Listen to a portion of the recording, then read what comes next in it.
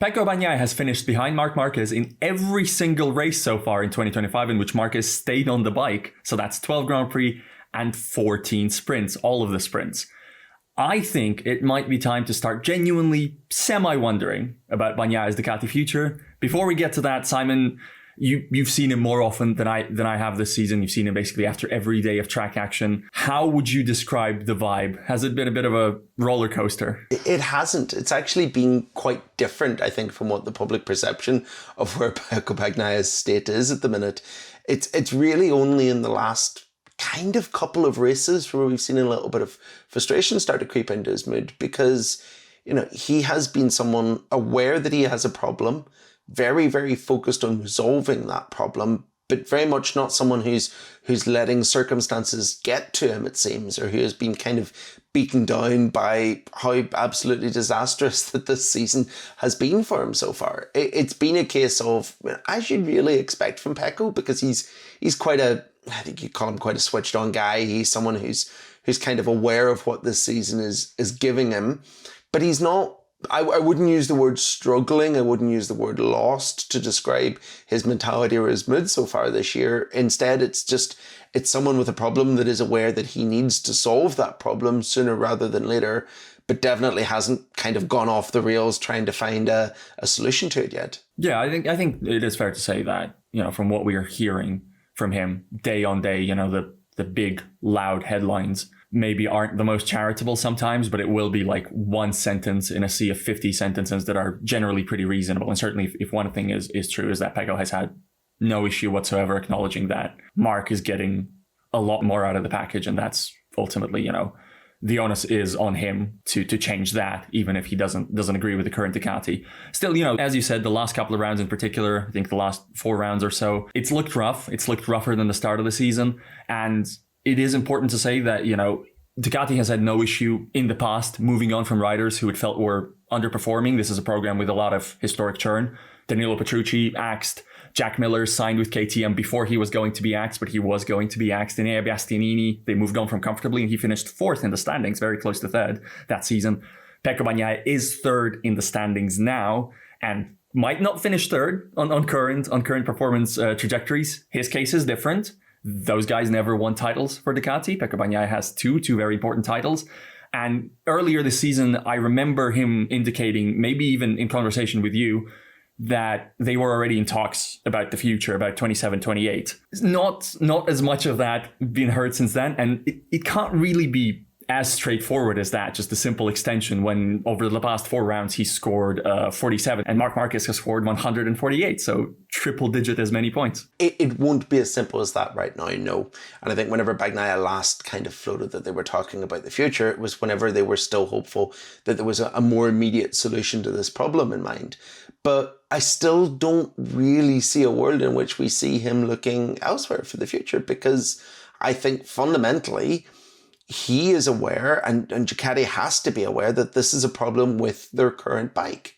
That the bike that they've brought, the GP25 that they've brought for this season, doesn't work for Pecco Bagnaia. Arguably, it doesn't work for Fabio Di Giannantonio, who's also having a much worse season than expected. Yes. And really, the only person who it's working for, and I say working for, is Marc Marquez, because Marc Marquez is a level above everyone else in MotoGP and can make a bike that isn't very good work for him. If everyone was riding a GP24 right now, Marc Marquez would probably have as big, if not bigger, a points advantage at the front of the grid, but Bagnaia would be a comfortable 2nd. I think that's a pretty kind of universal view on this, the bike that they're riding this year. And as a result, I think that's kind of I don't want to say get out of jail free card, but it's like the thing that's got to be making both him and Ducati think that things aren't as bad as they look right now, and that there is a solution to this problem that will maintain Bagnaia's future longer term for Ducati. Because at the end of the day, he has done something that no one else has done for them in recent times. He's won 2 championships, and there is a huge thing to that. We know how long Ducati have chased championships. We know how long that they've fought for titles, and he's the only person essentially that's delivered multiple for them.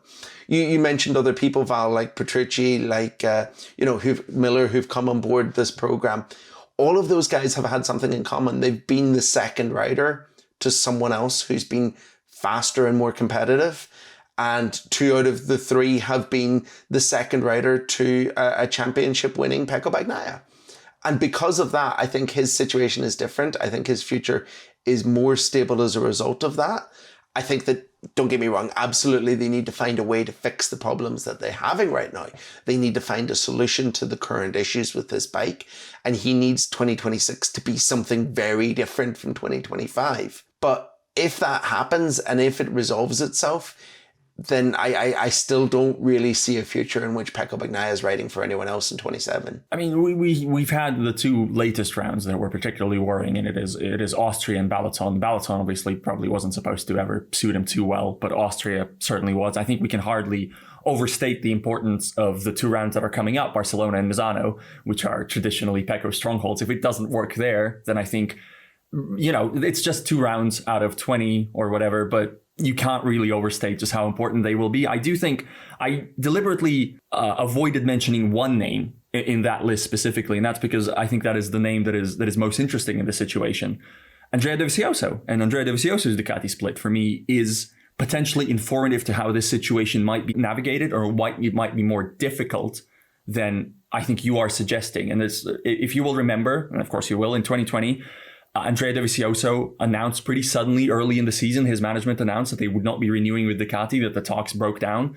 It was made public in the Austria weekend where Dovi then won. Wasn't the greatest season, but he was still capable of winning races. And ideally, I think Ducati will have kept him, but it was impossible for the 2 sides to reconcile the salary demands of Dovi as the lead rider, but who Ducati just wasn't going to spend the same amount if he was not bringing them championships.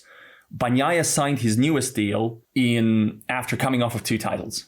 So there will be major questions of how we don't know what he's being paid, but the logical thing would be now for him to be paid less over the next negotiation, given how this season has turned out. And that's always very, very, very difficult for riders to accept. Now, you will counter, I think rightly so, that Pecco Bagnaia is Gigi Dall'Igna's guy. Dall'Igna wrote recently in his usual post-race debrief, "We believe in Pecco and he knows it." It's a little more difficult to imagine him writing that about Dovi, who I think it was fairly famous. They didn't so like much each get other. on. Yeah. So do you think that's sort of the crucial difference also? Because Dall'Igna makes the decisions, doesn't he? I think one of the issues, to go back to your first point for me, is that I don't think Pecco is necessarily the guy who cares as much about his salary as maybe some of his MotoGP rivals. And I don't think he's the person who will see a pay cut as something offensive personally to him and something that he sees as a slight, the way that others perhaps would have. I mean, all you need to do is essentially look at the guy's social media compared to his rivals, and he's not doing the supercars, designer clothes, yachts in Ibiza. He's not that guy. And I think that is something to bear in mind, that the money is not the factor. The success is the factor for him more than anything else. But secondly, he is Gigi Dall'Igna's protege. He is the guy that Dall'Igna made. And yes, Dall'Igna is someone who I think quite famously is renowned as caring about his bike winning more than anything else. He doesn't particularly care that it's a Ducati. He doesn't particularly care which rider is doing it. It's his bike. But there's maybe in that an element of him also seeing this year as a bit of a personal slight because his bike's not working. And he's got to be aware of that even though Marc Marquez is doing incredible things in one side of the garage, the rest of the GP25s are struggling. And I think that is maybe a motivation to fix the problems that Bagnaia is having, and maybe a reason for Dall'Igna to not want to get rid of Pecco and make it look in any way like they're getting rid of the guy that couldn't ride their bike. That there needs to be a solution to this problem at some point before, sooner rather than later, I guess. Obviously, as well, all of this is somewhat skewed by the fact that the next contract cycle also includes a rule change. Yes. And it could be that we see a bike arrive for the next MotoGP season that's quite similar to the GP25 because of the rule restrictions and the engine development freeze that Bagnaia also struggles with. But that he quite soon next year jumps on the 850, the new prototype Ducati, with less wings and less ride height devices, whatever, and is really fast on it. And there's enough off the back of that for them to look at extending his contract. It's a really, really tricky contract cycle we're going into. And it's a hard one, I think, to make big conclusive calls on at this point, because we need to see what bikes all the manufacturers bring to the party. Time for me to make you make a big conclusive call. Let's say you're Ducati. Let's say Pecco Bagnaia has told you he's signing with Yamaha, BMW, KTM, whatever, going off to play football professionally, whatever, something like that. Let's say you have carte blanche on who to sign in the other seat, but obviously they will all come with salary demands. I think a lot of people have taken notice of Fermin Aldeguer's recent form, even though that's a form that hasn't always been translated to a race finish at the end of it. But obviously, for instance, in Hungary, I think he was the second or third quickest guy out there. Certainly in terms of race pace, he was the only comparable rider to Marc Marquez in any way, but of course he fell. If it's not Bagnaia somehow, whether through the Dovizioso mechanism that we discussed, if you're Ducati, do you go after a Pedro Acosta who would presumably be amenable in some way? Do you go with the homegrown Fermin Aldeguer? Do you go Alex Marquez?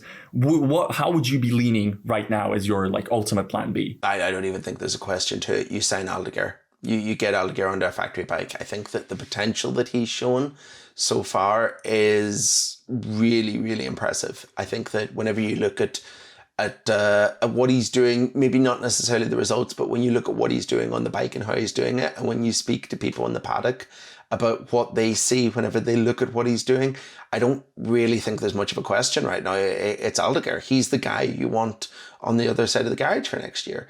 He's the guy that Ducati, even if they do retain Bagnaia and Marquez, he's the guy that Ducati need to keep on their books somewhere, because Marc Marquez isn't going to stay in MotoGP forever.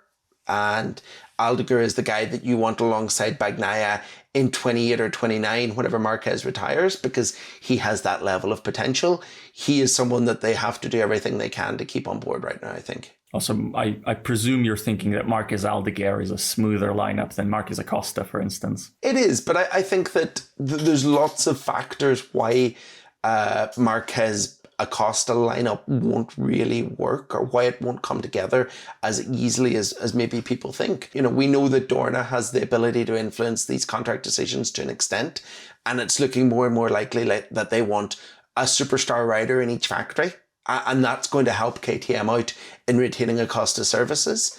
It also looks like the KTM dramas are behind them largely, and that the bike is starting to improve again, which bodes well for the new rules cycle and what comes in 27.